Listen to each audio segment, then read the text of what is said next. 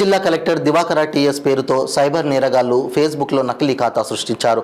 ఈ ఖాతాను ఉపయోగించుకొని పలువురి నుంచి డబ్బు వసూలు చేసేందుకు సైబర్ నేరగాళ్లు యత్నిస్తున్నారు.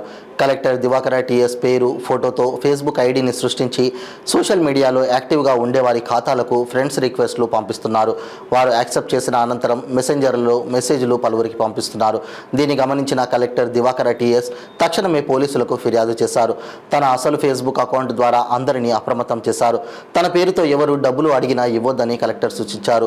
పై నంబర్ మోసపూరితమైనదని, దయచేసి జవాబు ఇవ్వకండి మరియు వీలైనంత త్వరగా బ్లాక్ చేయమని కలెక్టర్ దివాకర టీఎస్ ప్రతి ఒక్కరిని కోరారు. దీంతో కేసు నమోదు చేసుకున్న పోలీసులు సైబర్ కేటుగాళ్ల ఆట కట్టించేందుకు సిద్ధమయ్యారు.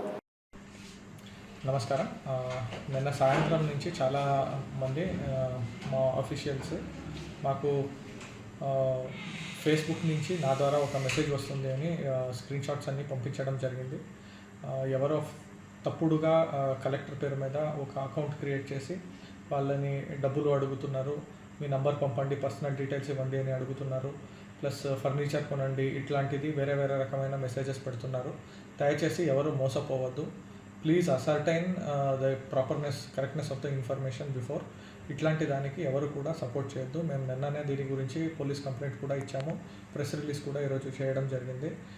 ఈ ద్వారా మేము అందరికీ విజ్ఞప్తి చేసేది ఏంటంటే, మీకు తెలియని నంబర్ నుంచి, తెలియని అకౌంట్ నుంచి ఇట్లాంటిది వస్తే దయచేసి ఒకసారి అసర్టైన్ చేసుకుని తర్వాతనే మీరు వేరే ముందుకు వెళ్ళాలి అని మేము కోరుకుంటున్నాం.